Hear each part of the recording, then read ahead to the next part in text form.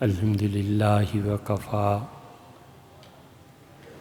وسلام علی عبادہ الذین اصطفیٰ اما بعد۔ اللہ تعالیٰ نے انتخاب فرمایا اور حضرت عبداللہ ابن مسعود رضی اللہ عنہ نے بہت خوبصورت بات کہی اور انہوں نے کہا کہ اختارہم اللہ لصحبت نبیہ، اللہ نے کچھ لوگوں کو چنا حضور اقدس صلی اللہ علیہ وسلم کی صحبت کے لیے۔ اتنے شاندار، اتنے ذہین اور اپنے زمانے میں انتہائی تعلیم یافتہ یہ خلفائے اربعہ اور بہت سے لوگ اللہ نے ان کا انتخاب کیا۔ ان میں جو فتح مکہ سے پہلے ایمان لائے ہیں اور جو فتح مکہ کے بعد ایمان لائے ہیں، یہ دونوں برابر نہیں ہیں۔ چنانچہ اللہ تعالیٰ نے قرآن کریم میں بہت واضح الفاظ میں یہ کہا ہے کہ لا یستوی منکم من انفق من قبل الفتح وقاتل۔ سمجھایا ہے کہ لوگوں دو چیزیں ہیں، ایک اللہ کی راہ میں خرچ کرنا اور دوسری چیز خدا کے راستے میں جہاد کرنا۔ سو تم میں سے جس نے فتح مکہ سے پہلے جہاد کیا اور خرچ کیا مال اللہ کی راہ میں وہ، اور جنہوں نے یہ دو کام فتح مکہ کے بعد کیے، یہ دونوں برابر نہیں ہو سکتے۔ 7 ہجری میں 6 میں حدیبیہ کا معاہدہ ہوا امن کا، اور 7 ہجری میں لوگ بہت سے مکہ سے ہجرت کر کے حضرت رسالت پناہ صلی اللہ علیہ وسلم کے دامن عاطفت میں جمع ہوئے۔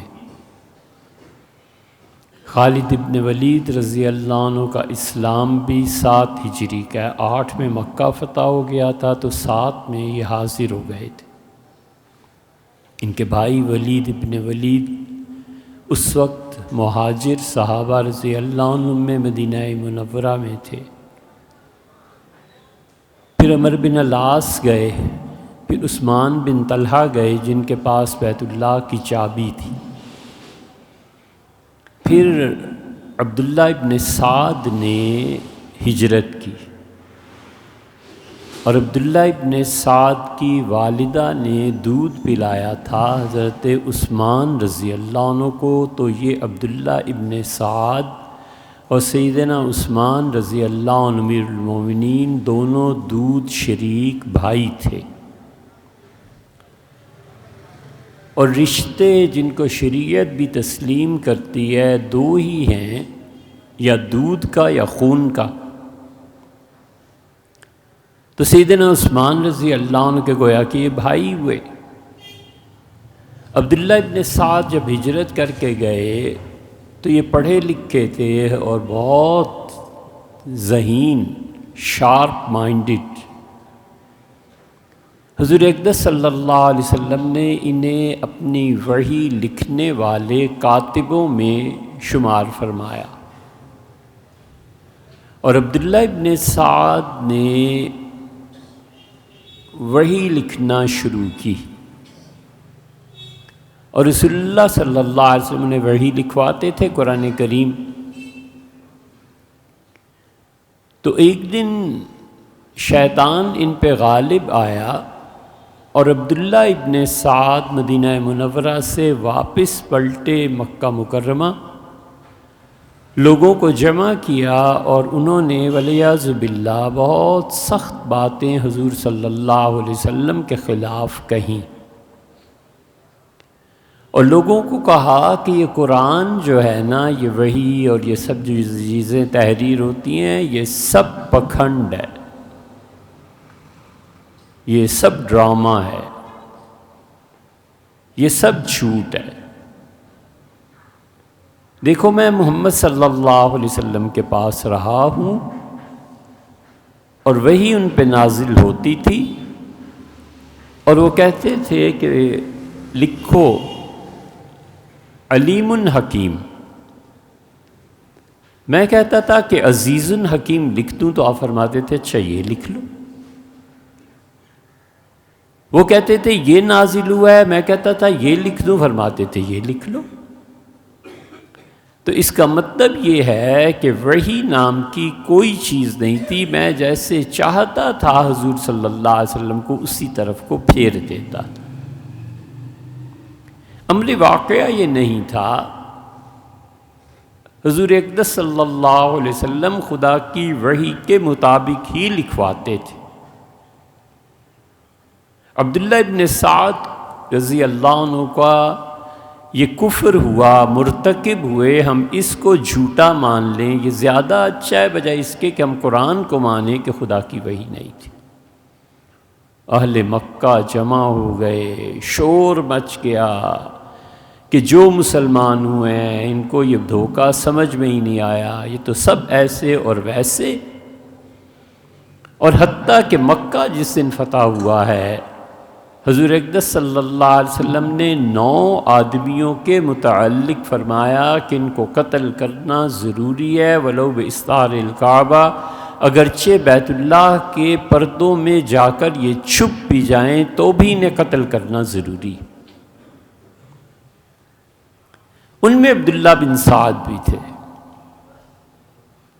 اور جب رسول اللہ صلی اللہ علیہ وسلم مکہ مکرمہ میں داخل ہو گئے اور بیت اللہ میں پہنچے اور بیت اللہ میں نماز ادا فرمائی، اور جن لوگوں کا قتل تھا ان میں ایک شخصیت وہ بھی تھی جو سیدنا علی رضی اللہ عنہ کی ہمشیر کا جہاں بیاہ ہوا تھا، ان کے چھوٹے بھائی، یعنی بہنوئی کے چھوٹے بھائی، اور وہ بھاگے، اور عبداللہ ابن سعد بھی بھاگے۔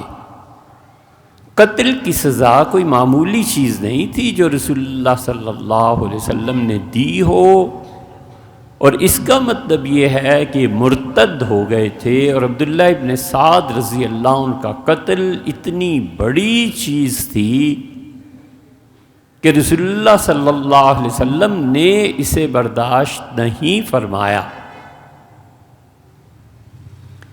جب مکہ فتح ہو گیا، سب چیزیں اپنی جگہ پہ جم گئیں، تو اس گناہ گار، مرتد، وحی کا منکر، اسی لے کے حضرت عثمان رضی اللہ عنہ حاضر ہوئے اور کہا اللہ کے رسول، یہ جب آپ نے اس کے قتل کا فرمایا تھا تو یہ میرے گھر آئے تھے، میرے بھائی ہیں، میں نے ان کی والدہ کا دودھ پیا ہے، اور آپ درگزر فرمائیں، آپ انہیں معاف کر دیں۔ حضور صلی اللہ علیہ وسلم نے دیکھا اور بہت دیر بالکل چپ رہے، اور سیدنا عثمان رضی اللہ عنہ نے کہا کہ اللہ کے رسول، میں عبداللہ ابن سعد کو پناہ دے چکا ہوں، اور آپ شفقت فرمائیں، اسے معاف کر دیں۔ حضور صلی اللہ علیہ وسلم بالکل خاموش کافی دیر تک زمین کی طرف دیکھتے رہے، اور پھر فرمایا کہ عثمان لے جاؤ، میں نے انہیں پناہ دی۔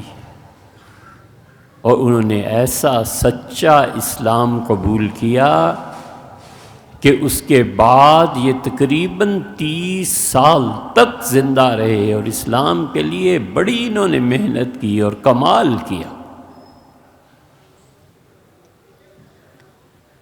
جب وہ چلے گئے عثمان رضی اللہ عنہ لے کے، تو آپ نے لوگوں سے کہا کہ تم میں سے کسی کو سمجھ نہیں آئی کہ میں اتنی دیر چپ کیوں بیٹھا رہا؟ اور تم جتنے میرے قریب بیٹھے ہوئے ہو تمہیں اتنا نہیں سمجھ آ سکا کہ اٹھ کے اس کی گردن اڑا دیتے؟ صحابہ رضی اللہ عنہ کا اللہ کے رسول اگر آپ یہ چاہتے تھے تو آپ ذرا اشارہ آنکھ سے فرما دیتے۔ آپ نے فرمایا نبی خیانت نہیں کرتا، آنکھوں سے باتیں نہیں کرتا۔ عبداللہ ابن سعد کا جرم دیکھو، اتنا بڑا جرم کہ قتل، اور قتل بھی معافی نہیں دینا چاہتے تھے۔ پھر حضرت عثمان رضی اللہ عنہ کے اصرار پہ ظاہر ہے کہ خدا کی وحی آئی ہوگی پہلے، اور خدائی کی وحی نے حضور اقدس صلی اللہ علیہ وسلم پر بات کی ہوگی کہ اچھا پناہ دے دے۔ یہ سب اللہ ہی کے حکم سے ہو رہا تھا۔ یہ اتنا طویل واقعہ اس لیے سنایا ہے کہ اتنے بڑے گناہ کے بعد پھر بھی پناہ مل گئی اور اللہ نے معافی دے دی، اور رسول صلی اللہ علیہ وسلم نے معاف فرما دی۔ عبداللہ ابن سعد پھر ان کا اسلام چمکا، یہاں تک کہ حضرت عمر رضی اللہ عنہ نے انہیں مقرر کر دیا کہ مصر کے اطراف جو ہیں، اس صوبے کے قرب و جوار میں جتنی زمینیں آتی ہیں تم نائب ہو حکومت کے۔ سیدنا عثمان رضی اللہ عنہ نے عبداللہ ابن سعد کو کہا کہ افریقہ جاؤ، اور عمر بن العاص رضی اللہ عنہ کو حضرت عثمان رضی اللہ عنہ نے ان کے عہدے سے ہٹا کے پورا مصر انہیں دے دیا، اور افریقہ تقریباً پورا عبداللہ ابن سعد کی کمانڈ میں فتح ہوا۔ اور عبداللہ ابن سعد رضی اللہ عنہ نے اتنی دولت، اتنا مال، اتنا سونا اور چاندی، مال غنیمت میں مدینہ منورہ بھجوایا کہ اس سے پہلے اتنا بڑا مال غنیمت آیا ہی نہیں تھا۔ لوگوں کی آنکھیں کھل گئیں، ایک ایک سپاہی کو 300 تولے سونا عبداللہ ابن سعد رضی اللہ عنہ نے دیا۔ گناہ دیکھو، وحی کا انکار دیکھو، قتل کا حکم دیکھو، حضور صلی اللہ علیہ وسلم کی خاموشی کہ کوئی اسے مار دے۔ اتنے گناہوں کے باوجود پھر خدا نے ان سے کام لیا، اور خدا کے کام لینے میں سے ایک چیز یہ تھی کہ پھر سیدنا عمر رضی اللہ عنہ کے بعد عثمان رضی اللہ عنہ نے جب یہ فتح ہوئی ہے 25 ہجری میں، تو 31 ہجری تک حضرت عثمان رضی اللہ عنہ نے اور علاقے بتائے کہ یہ بھی فتح ہو، یہ بھی فتح ہو، اور اسلام پھیلا ان کے علاقوں میں۔ اور اتنا گناہ گار آدمی، اس سے بڑا گناہ کیا ہو سکتا ہے کہ وہ کہے وہی نہیں ہے، اور یہ سب ڈرامہ والعیاذ باللہ جو کچھ بھی کہا انہوں نے۔ اس کے باوجود عبداللہ ابن سعد رضی اللہ عنہ کا حال یہ تھا کہ انہیں کہا گیا کہ علی اور معاویہ رضی اللہ عنہما، تو انہوں نے کہا میں ادھر بھی نہیں جاتا ادھر بھی نہیں جاتا، اور اسقلان تشریف لے گئے۔ حافظ ابن حجر اسقلانی رحمۃ اللہ علیہ کا گاؤں اور وطن، اور اسقلان میں ہی ان کا انتقال بھی ہو گیا، اور اتنی شاندار موت ہوئی کہ بیمار ہو گئے، اور بار بار کہتے تھے کہ لوگوں صبح نہیں ہو گئی، اور اللہ بس صبح کی نماز آخری چیز کر دے۔ پھر پوچھا، پھر ٹھنڈی ہوائیں جب چلیں تو ایک شاگرد سے فرمایا کہ باہر جا کر دیکھو، میرا خیال ہے کہ صبح صادق ہو گئی۔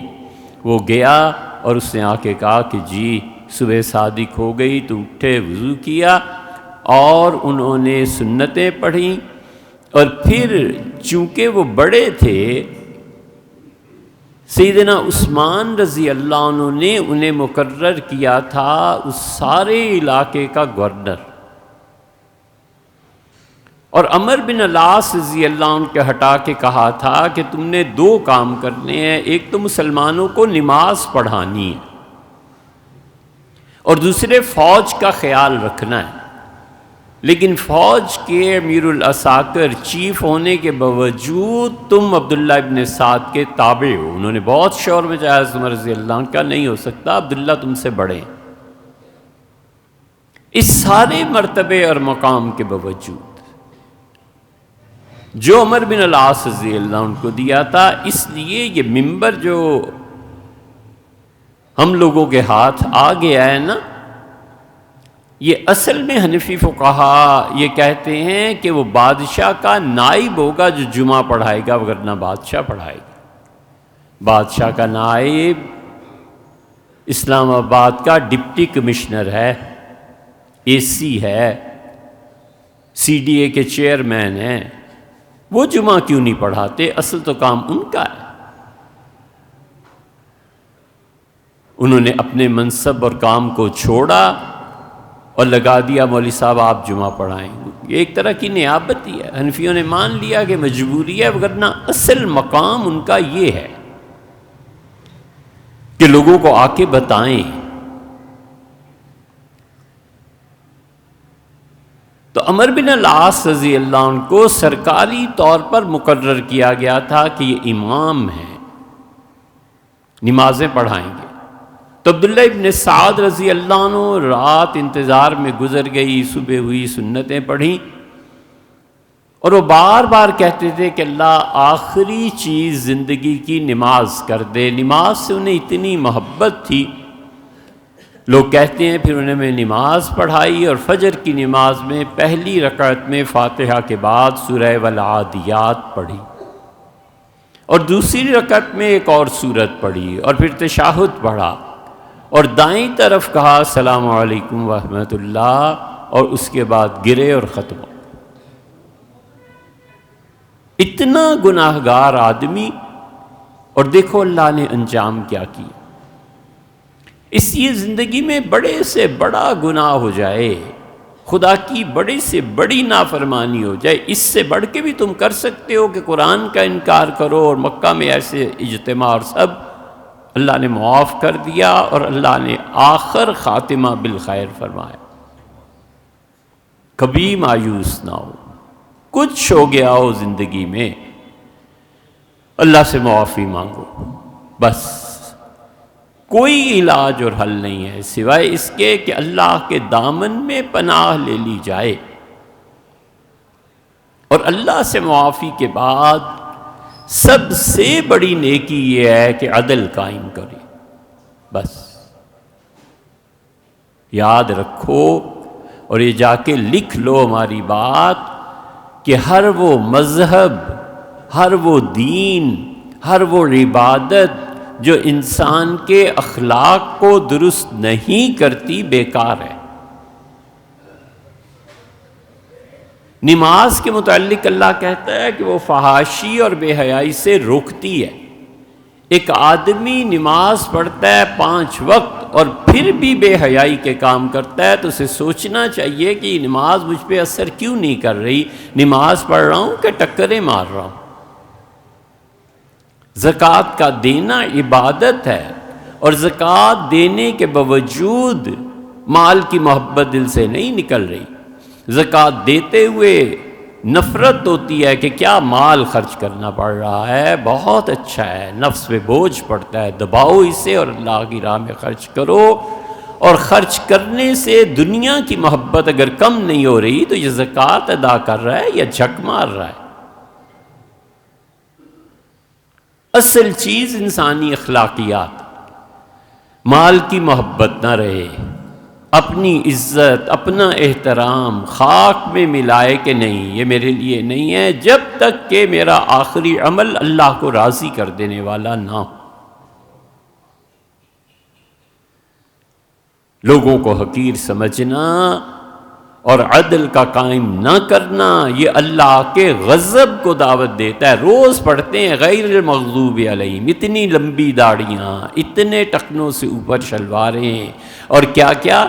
اگر اس کی وجہ سے ان ساری عبادات سے ہونے کے باوجود وہ کام کرتا رہا جس پہ خدا کا غضب نازل ہوتا ہے، تو اسے چاہیے کہ مذہب کو دیکھے کہ یہ مذہب ہے کیا، ڈھونگ رچایا ہوا ہے میں نے، میں رشوت بھی لیتا ہوں، لوگوں کے معاملات بھی غلط کرتا ہوں، انصاف میرے یہاں نہیں ہے، نہ ادھر انصاف ہے نہ ادھر انصاف ہے۔ 70 سال کی عمریں ہو گئی ہیں، اور جا کے چترال میں 15 17 برس کی لڑکیوں کو، ان کے خاندان کو خرید کے ان سے نکاح کرتا ہوں، اپنی بیٹی دو نا 70 سال کی عمر میں کسی آدمی کو، جبکہ بیٹی ابھی 13-14 سال کی ہو۔ اس مذہب کا فائدہ کیا ہے؟ اس لیے عدل قائم کرے اپنی زندگی میں، اور اگر یہ دین اس کے اخلاقیات کو نہیں بدلتا، 25 سال سے روزے بھی رکھ رہا ہے، نماز بھی پڑھ رہا ہے، پھر مسجد سے نکلتے ہی گالیاں شروع ہو گئیں، پھر مسجد سے نکلتے ہی جھوٹ شروع ہو گیا، کاروبار میں دغا بازی شروع ہو گئی، بہتر ہے کہ تم نماز نہ پڑھو اور سیدھی طرح جا کے اپنے آپ کو انسان بناؤ کہ میں نے لوگوں کو نہیں لوٹنا۔ وہ اللہ کا حق ہے، یہ نہیں ہے کہ وہ چھوٹی چیز ہے، بہت بڑی چیز ہے، اور یہ جو کچھ کر رہے ہو نا، یہ لوگوں کا خون پی رہے ہو، قیامت میں اللہ اسے سامنے لے آئے۔ امام احمد بن حنبل رحمۃ اللہ علیہ نے اپنی مسند میں یہ روایت نقل کی ہے، حدیث تو نہیں ہے، ابو مخدم کی روایت ہے۔ سلیمان بن ذکوان وہ تابعی تھے، صحابہ رضی اللہ عنہ کو انہوں نے دیکھا تھا۔ امام احمد بن حنبل رحمۃ اللہ علیہ نے کہا کہ وہ کہتے تھے کہ جب اسلام نے فتوحات حاصل کیں تو یا تو انہوں نے یہ کہا کہ ہم نے ایک کھڈا، اس سے مٹی جب ہٹائی پتہ چلا کہ کھڈا ہے، تو اس میں سے ہمیں ایک تھیلی ملی، اور یا وہ کہتے تھے کہ خزانے میں ایک چیز تھی اور اس میں ایک گندم کا دانہ جو ہم دیکھتے ہیں، انہوں نے کہا ہم نے گندم کے دانے دیکھے، کھجور کی گٹھلی جتنی گندم پیدا ہوتی تھی، اور اس کے ساتھ لکھا ہوا تھا کہ جب لوگ اللہ کی فرما برداری کرتے تھے اور خدا کی اطاعت کو بھیجتے تھے اللہ کی طرف، تو ایسی برکتیں نازل ہوتی تھیں کہ گندم کا دانہ کھجور کی گٹھلی کے برابر ہمارے ہاں پیدا ہوتا تھا۔ یہ آٹے کے بحران، یہ گیس کے بحران، یہ قیادت کا بحران، صبح شام اللہ کی نافرمانی، سود کے نظام، لوگوں سے دھوکہ کرنا، لوگوں کی جائیدادوں پہ قبضے کرنا، ناجائز اور غلط حسد کی وجہ سے کسی کو اس کے عہدے سے محروم کرنا۔ اس نے لکھا تھا نا کہ یہ جب عدل کا دور تھا، اس زمانے میں انصاف کے دور میں گندم کا دانہ گٹھلی جتنا خدا میں دیتا تھا، یہ انصاف کا دور تو آتا نہیں، اور اس خدا سے دعائیں مانگتے رہو کہ یا اللہ ملک پہ جو عذاب آیا اسے، یا اللہ آٹے میں برکت۔ کہاں سے آٹے میں برکت؟ تم اپنے کرتوت تو دیکھو، گھروں میں عدل نہیں ہے۔ عدل میں آدمی سب برابر ہو جاتے ہیں، انصاف سب کے لیے پھر یکساں ہو جاتا ہے۔ پھر تو انصاف یہ ہوتا ہے کہ حضرت رسالت پناہ صلی اللہ علیہ وسلم وفات سے چند دن پہلے، جبکہ چلنا بھی دشوار تھا، صحابہ رضی اللہ عنہ سے کہا جمع ہو جاؤ سارے، سب لوگ بیٹھے، اور آپ نے فرمایا دیکھو لوگو، میری زندگی گزر گئی تم میں نے اب اللہ کے ہاں پیش ہونا ہے۔ ایک بندے کو اللہ نے اختیار دیا کہ وہ چاہے تو اس کے پاس چلا جائے، چاہے تو دنیا میں رہے، اور پھر خاموشی کے بعد فرمایا کہ اس بندے نے کہا اللہ اپنے پاس بلا لے۔ ابو سعید خدری رضی اللہ عنہ کہتے ہیں ہم جوان لڑکے تھے اس وقت، اور ابوبکر رضی اللہ عنہ رو پڑے۔ ہم نے کہا بوڑھے ہو گئے ہیں، دل نرم ہو گیا ہے، بات بات پہ رو دیتے ہیں۔ یہ تو پھر ہمیں سمجھ میں آئی کہ اوہو، وہ اختیار جسے دیا گیا تھا وہ خود حضور صلی اللہ علیہ وسلم اپنی بات بیان کر رہے۔ فرمایا اٹھو، اور مجھ سے بدلہ لے لو جو مجھ سے کوئی تم پہ ایسی بات ہو گئی ہو۔ ایک صحابی رضی اللہ عنہ اٹھے اور ان کا اللہ کے رسول 2 درہم آپ نے دینے تھے، مجھ سے لیے تھے، آپ نے فرمایا بالکل ٹھیک ہے ابو بکر 2 درہم انہیں دے دینا۔ ایک اٹھے، انہوں نے کہا اللہ کے رسول آپ نے مجھے تیر چبھو دیا تھا میرے پیٹ پہ، بدر کے دن مجھے بدلہ چاہیے۔ حضور صلی اللہ علیہ وسلم نے بلایا اور تیر دیا ہاتھ میں اور فرمایا مجھے چبھو دے ایسی جیسے میں نے کیا تھا۔ کہا نہیں اللہ کے رسول، میں اس وقت جسم پہ کرتا نہیں تھا، میدان جنگ تھا، آپ بھی کرتا اٹھائیں۔ حضور اقدس صلی اللہ علیہ وسلم نے پیٹ کھول دیا، کرتا اٹھا دیا اور فرمایا لے تیر اور بدلہ لے لے۔ وہ چمٹ گئے، ان کا اللہ کے رسول میری بڑی تمنا تھی کہ جسد اقدس کو بوسہ دوں، اللہ نے یہ تمنا پوری کر دی، کون میں کہاں بدلہ لے۔ یہ انصاف ہم کیوں نہیں اپنے گھروں میں عدل قائم کرتے؟ کیوں نہیں ہم اپنی عادتیں صحیح کرتے؟ بہت بڑی عادت یہ ہے اچھائی کی کہ اپنا کام خود کرے، مت کہے بیوی کو کہ پانی پلا دے۔ ہمیشہ خادم رہنا چاہیے، مخدوم نہیں بننا چاہیے کہ یہ سبارڈینیٹ ہے، یہ کچھ بھی نہیں، بھئی اپنے کام خود کرنے۔ اللہ نے توفیق دی ہے، اپنے کپڑے دھلنے کے لیے دے کے آنے ہیں اور ڈرائی کلیننگ سے دھلائی کروا کے خود واپس دے آنے ہیں۔ بیوی پہ یہ بوجھ نہیں ڈالنا کہ یہ کپڑے دھو دیں، اور ماں پہ یہ بوجھ کہ آپ استری کر دیں۔ کیوں نہ کراؤ استری، ایسے ہی کپڑے پہنو۔ ماں ڈانٹتی ہے کہ کپڑے استری والے ہونے چاہیے تو صاحب کرا لائیے، اس کو کیوں تکلیف دینا ہے؟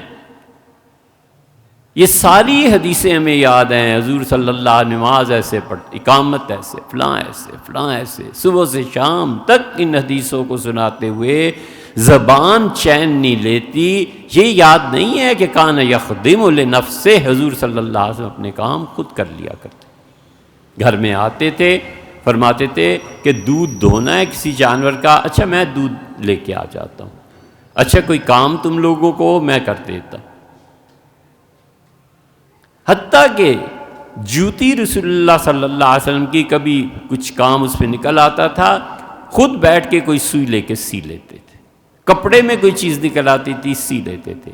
صحابہ رضی اللہ عنہ کہتے ہیں حضور صلی اللہ علیہ وسلم اپنی چادر اتارتے تھے، پھر اس کو دیکھتے رہتے تھے کہ میں لوگوں سے اٹھ کے آیا ہوں، کوئی جوں، کوئی کیڑا، کوئی اور چیز تو نہیں چڑھ گئی، اپنے کپڑے خود صاف کر لیتے تھے۔ یہ کیا ہے؟